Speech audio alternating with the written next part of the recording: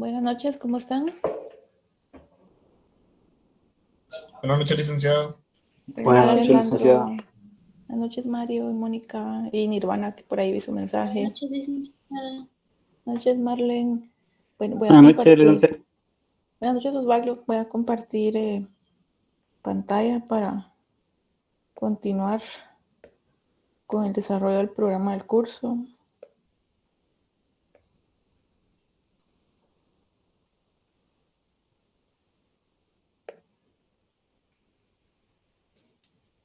El viernes resolvimos el examen. El examen no cubría, como les dije, la parte de implementación de políticas porque no las habíamos abordado. Es decir, que hasta el viernes solo hicimos un análisis muy superficial, pero en este curso vamos a hablar de dos tipos de políticas en el contexto económico, que son la política fiscal y política monetaria. Claro, a nivel económico se puede hablar de políticas cambiarias, políticas orientadas al desarrollo económico e incluso sociales, pero para este curso, tal como se establece en el programa, vamos a hablar precisamente de esas dos políticas. Y es que son importantes para poder comprender cómo abordar cierta situación, es decir, algunos escenarios como los que se han vivido recientemente a nivel mundial. Y por ello abordamos el tema de políticas de estabilización. Generalmente este tipo de políticas van orientadas a poder estimular el crecimiento económico, es decir, el Producto Interno Bruto. Y digo generalmente porque en realidad pueden girar en otra dirección, es decir, que va a depender mucho de los objetivos que quieran alcanzarse mediante las decisiones de las autoridades fiscales o monetarias. Y hablando un poco del contexto, ¿cuál es la caracterización en este momento? ¿Será que lo que se persigue son políticas de estabilización? Porque por eso les decía yo que generalmente lo que se busca es estimular el producto, pero ¿qué estamos experimentando actualmente? Desaceleración. Pero, ajá, sí, Jacqueline, ¿por qué desaceleración?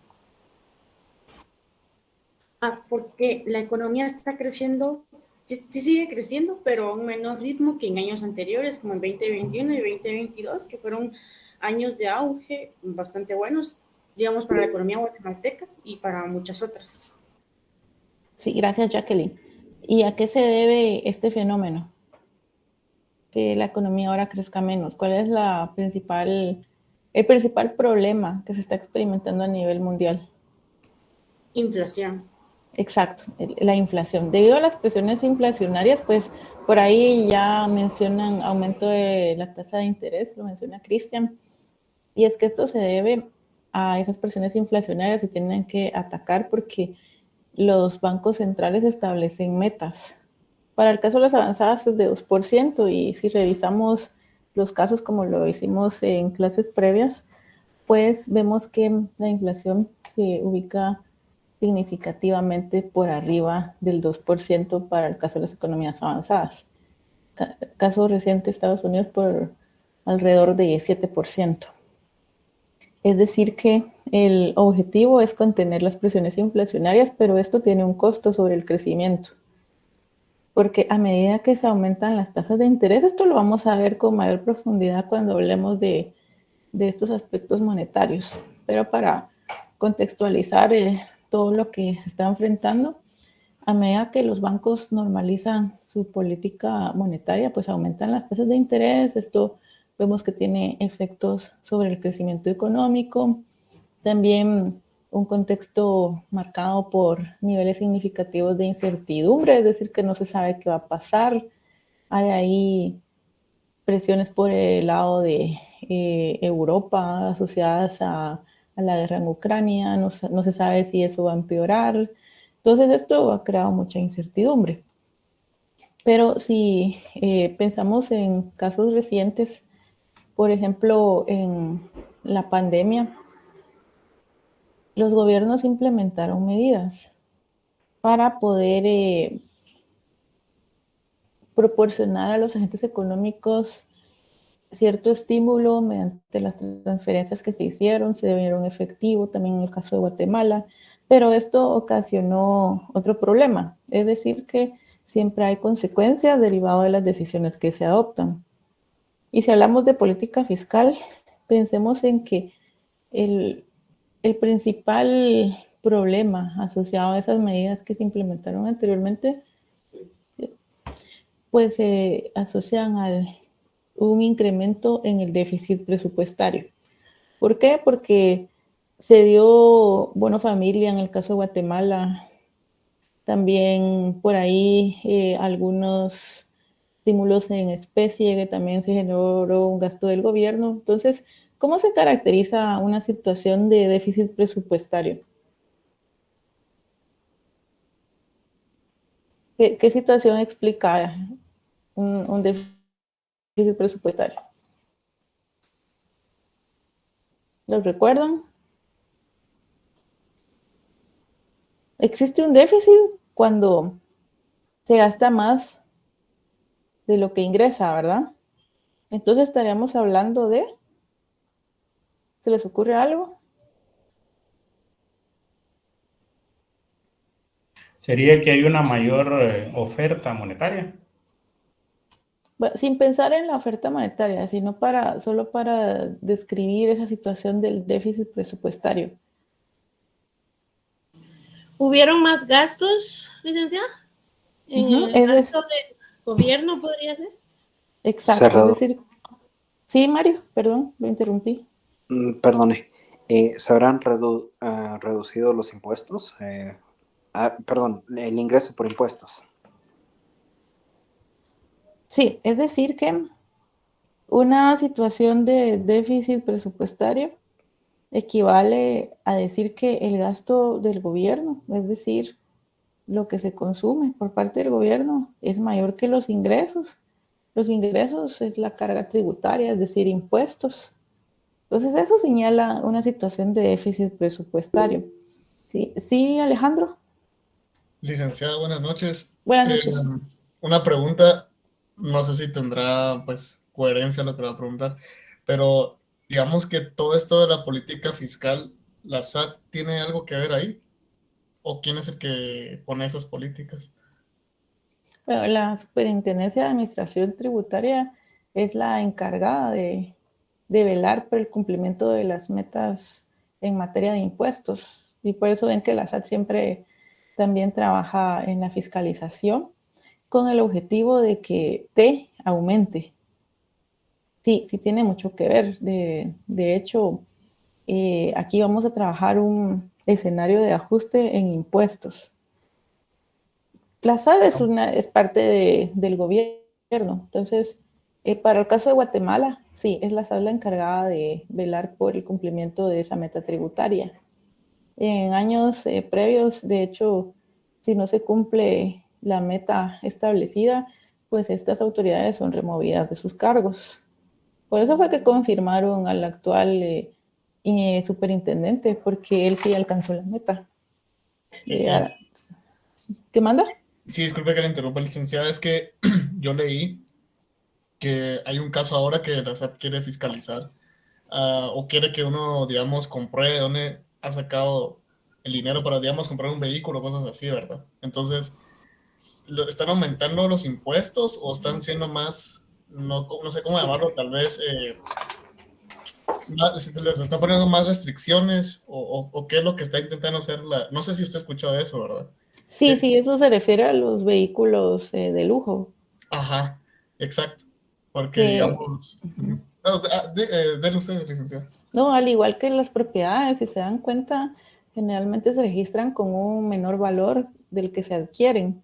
Entonces la SAT está fijándose en eso para aumentar su carga, su recaudación tributaria, porque la carga no la está aumentando. Está velando por el cumplimiento de lo que ya se había establecido. Entonces, en este caso de los vehículos, que eso sí lo vi en los medios de prensa, lo que se pretende es de que vienen algunos consumidores, adquieren un vehículo de lujo, pero lo registran por un valor que no corresponde. Entonces, le está dejando al fisco un menor ingreso. Entonces, lo que quiere hacer la SAT es cerciorarse de que se esté cumpliendo con el pago correcto de impuestos.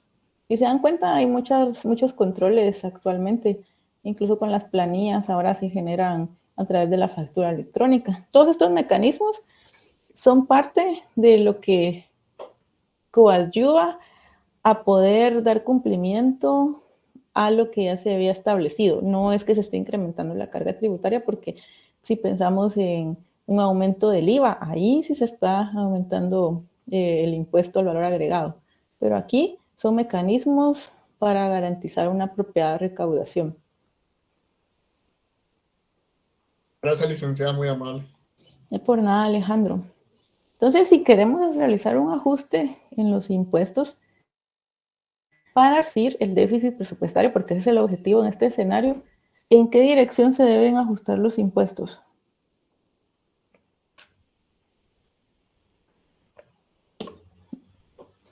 ¿En qué dirección?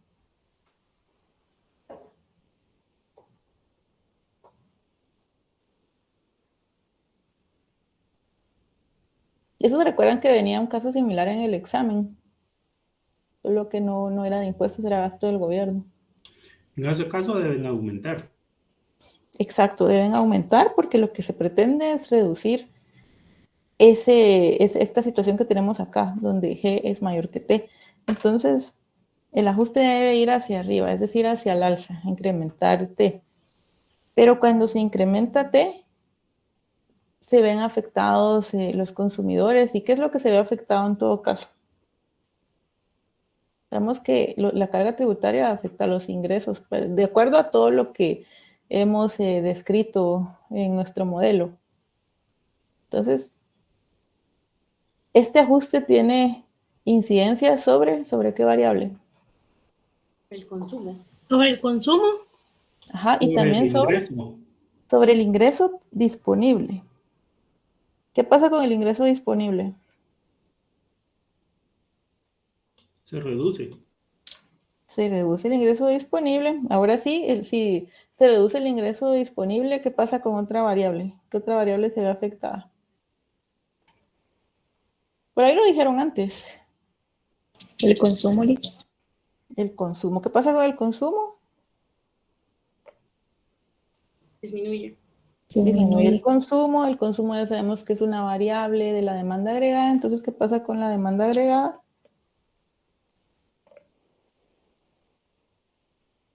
Disminuye también. Disminuye también. Esto tiene efecto sobre qué curva. IS. ¿Cómo ese desplazamiento, movimiento? ¿Qué ocurre con la curva IS? Se mueve más hacia la derecha. No, hacia la izquierda, perdón. Sí, porque se contrae la demanda agregada, entonces se contrae también la curva IS. Y vemos que se desplaza porque los impuestos en este caso todavía es una variable exógena, ¿verdad? Entonces ocurre esto. IS prima. Sí, Jacqueline.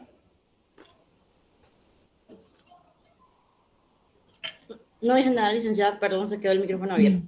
Vaya. Bueno, entonces vemos que se mueve la curva IS hacia la izquierda, producto de la reducción en la demanda agregada. ¿Qué pasa después?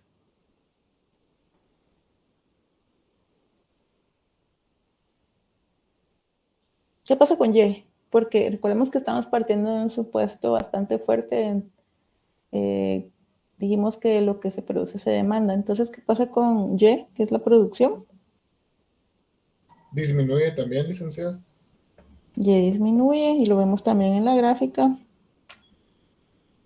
Claro, ese es un análisis frío porque también hay implicaciones sobre la tasa de interés, pero eso lo vamos a abordar con más detalle cuando ya estemos trabajando el análisis de equilibrio simultáneo. Pues aquí vamos pasito a pasito, como lo decía con el grupo anterior. Pero lo importante de estos ajustes también es medir la magnitud en la que tiene efecto sobre la producción. Es decir, que Gráficamente lo vemos para desarrollar intuición, ya sabemos cuáles son los efectos en ese orden en el que les aparece en pantalla, así se va dando la sucesión de efectos, que finalmente para el mercado de bienes propiamente, concluir que la producción o el PIB se reduce, porque ese es el costo de haber incrementado la carga tributaria, en este caso, la reducción de Y. Pero lejos de saber qué va a pasar, también es importante poder cuantificar. Yo les he dicho que todo se tiene que poder cuantificar porque en la vida real no es solo de tomar una decisión, sino que también se tiene que medir su incidencia sobre otras variables. Y por eso se recurre al multiplicador, a los multiplicadores. El análisis de multiplicadores se realiza para medir precisamente los efectos que tienen los ajustes sobre el PIB, es decir, sobre esa Y. Aquí pues estamos todavía, les decía, de hecho no sé si en algún momento vamos a flexibilizar todo lo relacionado con el gobierno o lo vamos a mantener exógeno, va a depender mucho de cómo se desarrolle el curso más adelante. Pero aquí ya hemos hecho esto en ocasiones anteriores, sabemos que para el mercado de bienes, porque estamos hablando en este momento solo del mercado de bienes, la producción Y es igual a la demanda sabemos que se compone por C más I más G. Ya habíamos indicado que la inversión ya se había flexibilizado, ya no es una variable exógena. ¿Cuál es el siguiente paso que teníamos que hacer aquí? Porque lo que queremos hacer es determinar el multiplicador. ¿Cuál es el siguiente paso? Esto también lo hicieron en el examen. Por eso les digo que aunque no es acumulativo el contenido, pues es importante tener presente todo lo que se abordó anteriormente porque yo ya asumo que ustedes ya lo dominan. Entonces, ¿qué hacemos ahora? ¿Se recuerdan de esos pasitos? Despejar para Y, dice Jacqueline. Ajá, ¿cómo despejamos para Y? Pasamos todas las Y's del lado izquierdo, ¿verdad? Aquí, primero antes de despejar, ¿qué es lo que hacemos? Siempre es bueno llevar un orden para evitar errores. Es desaparecer los paréntesis, ¿verdad? Es operar.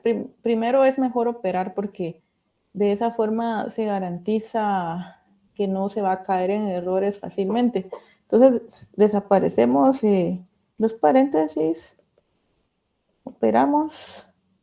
Estas pues son operaciones sencillas porque debido a que tenemos funciones lineales. Sí, ahora sí despejamos para Y. Para despejar para Y, primero pasamos todas las Y's que tenemos del lado izquierdo. Aquí es fácil porque solo tenemos una, ¿verdad? Entonces, si me confundo, me dicen por favor.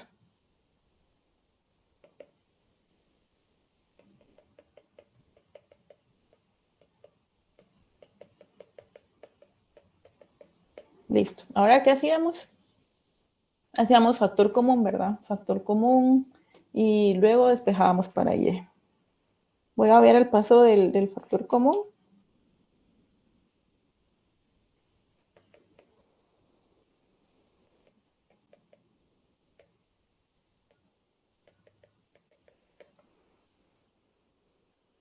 ¿Esto partido qué? Solo para ver si me van siguiendo. Propensión marginal a consumir, C1. Ajá, ¿qué más? Ahí alguien me había dicho. Alguien más me había dicho algo. Eso que Uno no, menos. Uno menos lo que decía Nirvana, ¿verdad? Uno menos E sub 1. Aquí me falta menos BR, 1 menos E sub 1, sí. Si no lo entienden, pues lo dejo en la siguiente diapositiva. Para medir efectos, recurrimos a medir un punto en la gráfica. Por ejemplo, digo por ejemplo porque pueden ser distintas situaciones. Quiero medir ese punto. ¿Qué herramienta matemática se puede utilizar?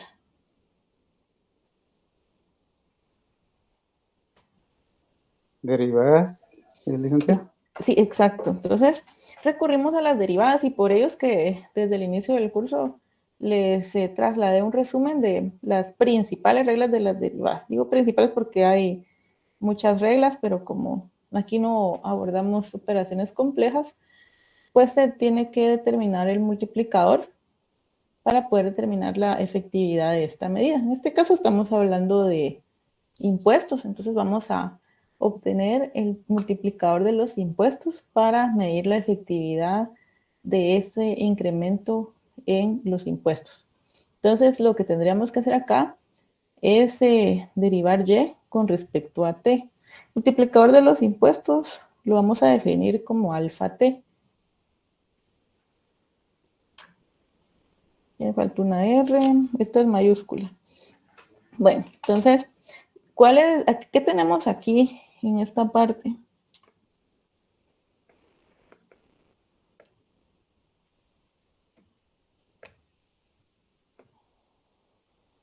Por eso lo dejé en 2. Bueno, ¿qué tenemos en esa parte? Si estamos pensando en aplicar las reglas de las derivadas. ¿Qué ven allí? El gasto autónomo. Osvaldo, por ahí me va a decir algo.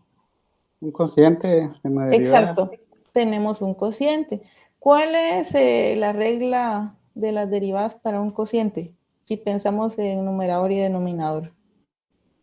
La primera derivada menos la segunda derivada menos el cociente sería. Segunda derivada, no, me dijo. No, la derivada del primer término. Uh-huh. Por Uh-huh. la cantidad de abajo, no me acuerdo cómo se llama. El denominador. El denominador, eso. Menos la primera derivada del denominador por el término del numerador. Ajá, ¿algo más? Es el de una multiplicación. ¿Qué le falta para que sea el del cociente? Yo me acuerdo que esos dos se restan y para multiplicación se suman. Denominador al cuadrado. Sí, ajá, dividido el denominador al cuadrado. Bueno, entonces hagámoslo. Y aquí me preguntaban en el periodo anterior de que si yo estoy trabajando derivadas parciales o no. Pues yo uso indistintamente porque debido a que tenemos solo funciones lineales, pues no tenemos operaciones en cadena en realidad. Son operaciones bastante sencillas. Entonces voy a usar indistintamente derivada parcial. Entonces, hagámoslo. Dijimos que es derivada del numerador. ¿Cuál sería la derivada? Si derivamos y con respecto de t, derivada del numerador, ¿cuál sería? Menos C1. Sí, gracias, Osvaldo. Y es menos C1 porque para los que no estaban siguiéndonos, primero identificar dónde está la variable que estamos analizando, ¿verdad? Está ahí, lo que circulé. Entonces, por eso es que Osvaldo dice menos C sub 1, multiplicado por el denominador, 1 menos C sub 1, menos, ¿cuál es la derivada del denominador? 0. 0. 0 porque vemos que ahí no tenemos t, ¿verdad? Entonces es 0. Yo solo lo estoy indicando. Por el numerador, c sub 0 menos c sub 1 por t más c1 tr y 0 más g. Sí. ¿Dividido qué?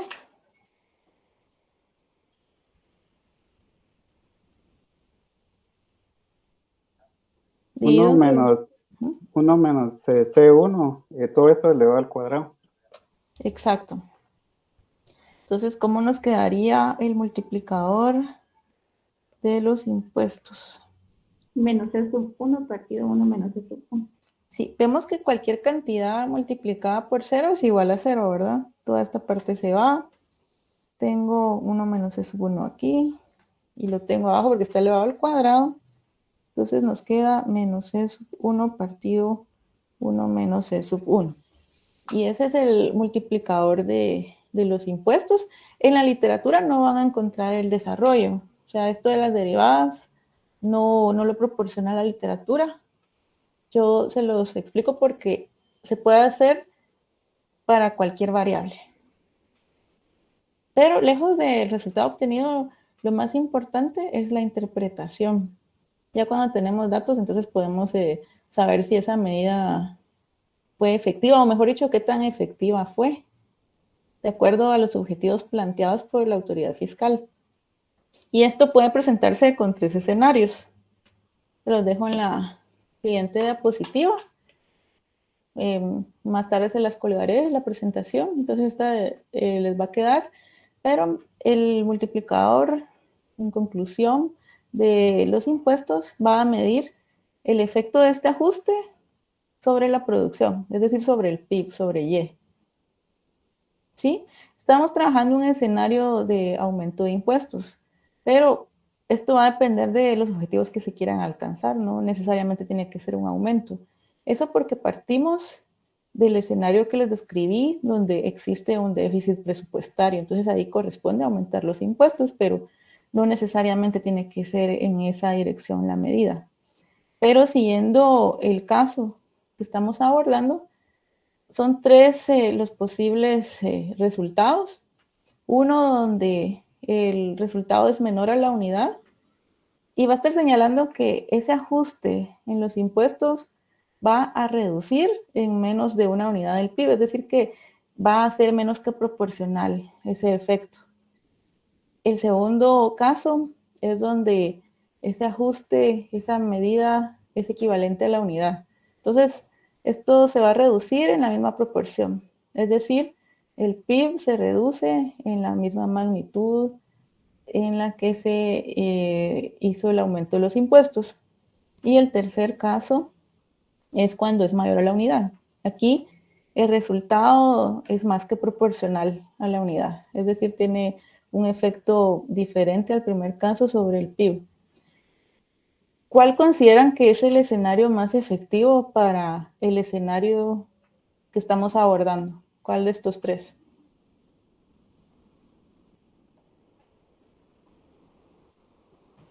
El primero, licenciada. Sí, ¿por qué, Jacqueline? Porque es el que menos afecta el crecimiento del PIB.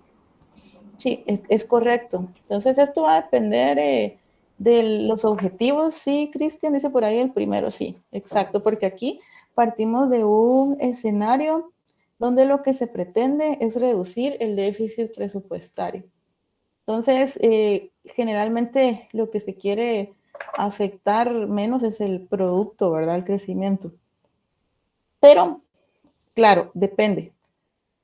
Depende, que esa es la respuesta que siempre nos critican, pero tiene sentido porque si una economía está sobrecalentada, ¿qué es lo que se esperaría? Tomando en cuenta estos posibles resultados. ¿Qué esperarían ustedes como autoridad fiscal? Un decrecimiento, dice Cristian, es decir, una desaceleración. Sí, todas las medidas que se adoptan tienen consecuencias. Aquí el costo fue esta reducción del PIB. O sea, todo tiene un costo y por eso es importante poder cuantificar la magnitud de las medidas, porque de esa forma se va a saber esas posibles consecuencias y en qué magnitud se va a dañar a otras variables. Ya lo veían en el examen también, que también hay un costo asociado a uno de los escenarios. ¿Se recuerdan?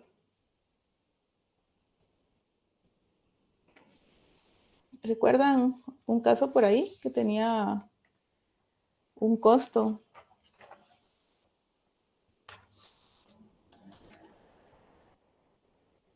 Ya no se recuerdan.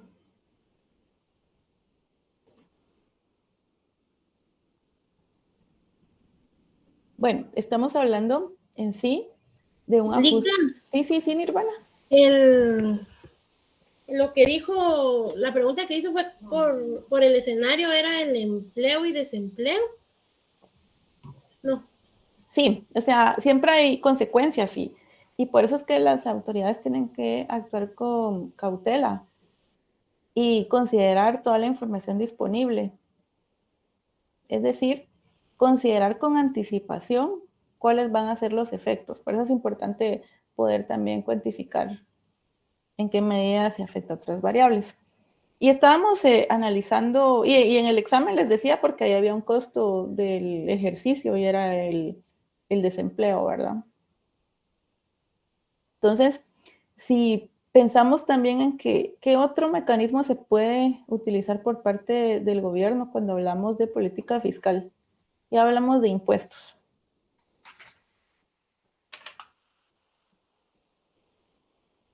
¿Cuál es la otra variable que se puede ajustar? El gasto, licenciada. Sí, el gasto del gobierno. Entonces, veamos un escenario para el gasto del gobierno, un escenario distinto. Pensemos en que el objetivo acá es estimular la actividad económica para alcanzar la recuperación. Pensemos en aquel momento de la crisis reciente de la pandemia, donde nos encontramos ante una crisis de gran magnitud a nivel mundial.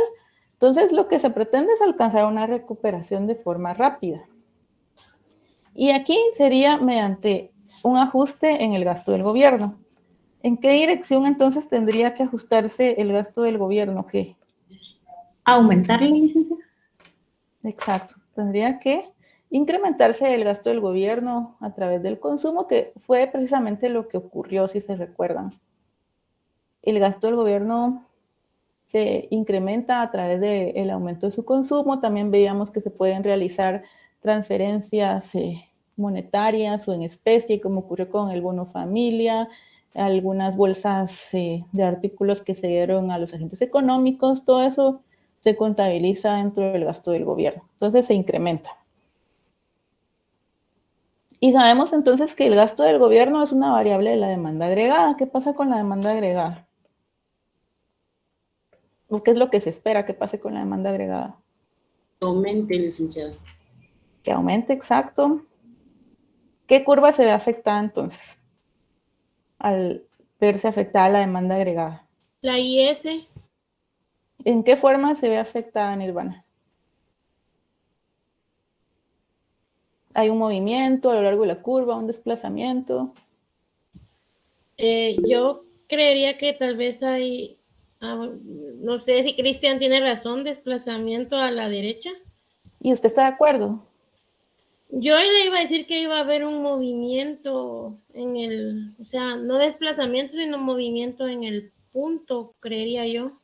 ¿Se recuerdan que les dije anteriormente que ocurre un desplazamiento, es decir, que la curva se mueve hacia la derecha o hacia la izquierda cuando estamos realizando un ajuste en una variable exógena? Es decir, en una de las variables que no están incluidas en los ejes, no son ni R ni Y. Entonces, en este caso, sí tiene razón Cristian. Se observa un desplazamiento de la curva IS hacia la derecha, motivado por el aumento en la demanda agregada como consecuencia del incremento del gasto del gobierno. Tenemos un supuesto fuerte, ¿verdad? ¿Cuál es ese supuesto para el mercado de bienes? ¿Se recuerdan que todo lo que se produce se demanda? Partimos de ese supuesto. Entonces, ¿qué pasa con la producción? Aumenta, licenciado. Sí, exacto, la producción aumenta para satisfacer esa demanda.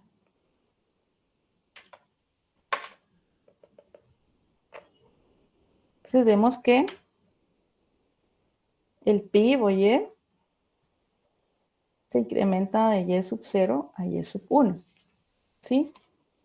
Aquí todavía estamos viendo un análisis no completo porque aquí también hay relaciones con el mercado de dinero, pero lo vamos a ver cuando estemos abordando el análisis de equilibrio simultáneo para que se pueda comprender paso a paso. Esto también lo podemos cuantificar.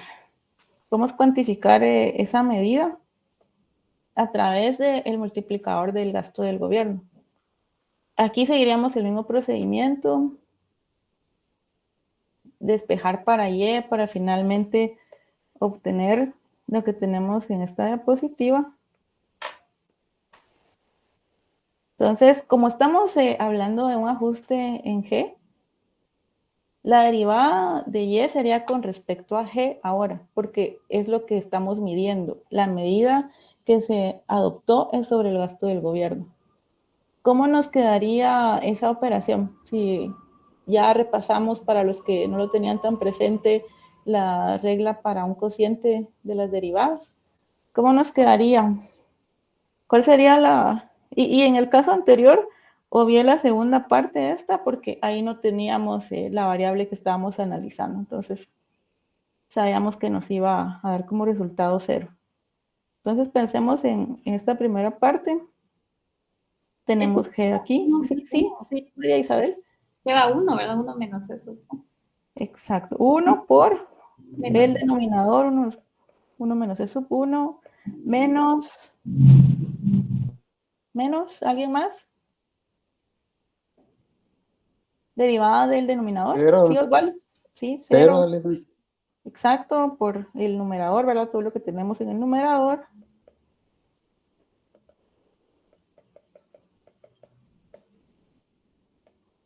¿Dividido qué? 1 menos C1 elevado al cuadrado. Sí, exacto. Entonces, ¿qué nos queda? Esto se nos va, esto se nos va. Nos queda para el multiplicador de G, 1 partido 1 menos E sub 1. ¿Sí?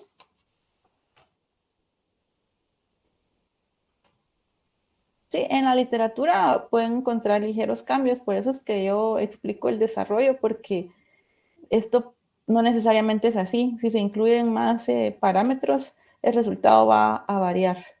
Entonces, explico el procedimiento porque se puede determinar el efecto para cualquiera de las variables que se estén analizando, es decir, cualquiera de los elementos que se incluyan en nuestro modelo.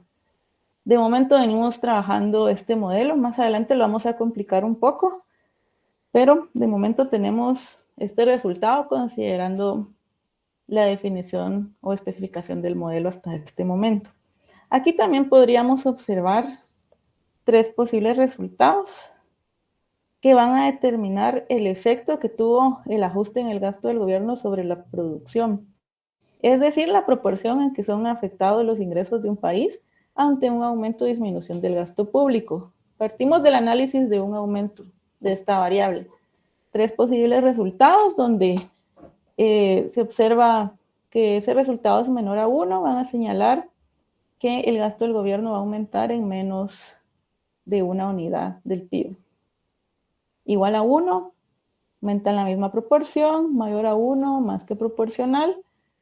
El caso que venimos analizando, ¿cuál sería el resultado más conveniente? El objetivo, porque eso va a depender de los objetivos. El objetivo aquí es estimular la actividad económica. ¿Cuál sería el resultado deseado? De una forma muy fría, porque ya les dije que también hay que pensar en qué otras variables se ven afectadas, pero pensando fríamente, ¿cuál sería de estos 3 escenarios el deseado? Que el multiplicador sea menor, dice por ahí Cristian, ¿alguien más? Sería la tercera, que el aumento del gasto público aumentara en más de 1 unidad del PIB. Sí, exacto, es correcto, Jacqueline, porque en este caso lo que se quiere es estimular la economía. Y les decía que fríamente, porque esto ya vimos que tiene consecuencias. ¿Cuáles son las consecuencias que estamos experimentando actualmente? Derivado de esos estímulos que se dieron durante la pandemia. ¿Sí, Alejandro? Licenciada, yo sí tengo una duda, que al momento de pues adoptar esa medida de aumentar el gasto público, ¿cómo sería el desplazamiento o cómo se llegaría otra vez al equilibrio? Es que esa parte es la que no... Bueno, aquí todavía no estoy hablando de equilibrio porque lo vamos a ver con el análisis de equilibrio simultáneo. Ya vamos a interrelacionar el mercado de bienes con el de dinero. Por eso lo dejé así en una pausa, ¿no? Porque ahí también hay implicaciones sobre la tasa de interés, pero tenemos que recurrir al análisis del mercado de dinero. Y como el siguiente tema va a ser política monetaria, Entonces no quiero confundirlos, voy paso a paso. Ya después de que veamos la política monetaria, voy a unir los dos mercados y vamos a ver la incidencia sobre la economía, abordando esos dos mercados. Muy bien. Sí, o sea, aquí no termina la historia. ¿Sí? Hay relaciones con el otro mercado. Y más adelante, en la siguiente unidad, ya vamos a verlo con el mercado de trabajo. Ya va a ser un análisis más completo. Entonces, el análisis se va complicando cada vez más. Sin embargo, vemos que se puede relacionar con la realidad que estamos experimentando o los hechos anteriores que ocurrieron derivados de la pandemia o de la crisis de 2008-2009. A pesar de que estamos trabajando con el supuesto de que no hay comercio, ¿verdad? Ya en macroeconomía 3, ahí sí se va a abrir la economía y el análisis se va a complicar más. Entonces es muy importante que ustedes comprendan todo esto desde ya, porque cuando se agrega tipo de cambio, exportaciones e importaciones, créanme que se complica muchísimo más el análisis. Lo vamos a complicar aquí cuando hagamos el análisis de equilibrio simultáneo en las siguientes clases. Pero de momento dejamos aquí en pausa. ¿Qué ocurre inmediatamente? Digámoslo así, como estamos abordando un análisis estático. Entonces vamos un punto en el tiempo. Entonces dejamos aquí qué pasó inmediatamente después de la adopción de cierta medida. Sí me explico, Alejandro, que ya más adelante sí lo vamos a desarrollar. Está bien, licenciado. Sí, usted no se preocupe que no nos vamos a quedar solo hasta acá. ¿Alguien más? ¿No? ¿Comentarios, dudas? El jueves yo tengo una actividad en el colegio de economistas, colegio de nuestro gremio. Entonces van a trabajar con la licenciada Lisbeth. Va a preparar material para ustedes. Hablando de la planificación para las siguientes clases, el martes veríamos política monetaria. Jueves yo voy a realizar una presentación para la facultad, lo cual sustituiría a nuestra clase. Es importante que participen. De hecho, tiene relación con los temas que abordamos acá, ya que es de inflación. Pero eso lo platicaremos con más detalle la siguiente semana. Si no tienen dudas o comentarios adicionales, lo dejamos acá. Todavía se está trabajando en sus calificaciones, entonces téngannos paciencia. Recuérdense que se califica procedimiento, entonces se revisa examen por examen. ¿No hay dudas? ¿Comentarios? No, licenciada, muchísimas gracias, todo está muy claro, bastante entendible y solo gracias por la clase, Licta. No, gracias a ustedes por su atención. Entonces el jueves los esperamos con la licenciada Lisbeth. Les deseo feliz noche, descansen. Muchas Muchas gracias. gracias, licenciada. Buenas noches. Feliz noche.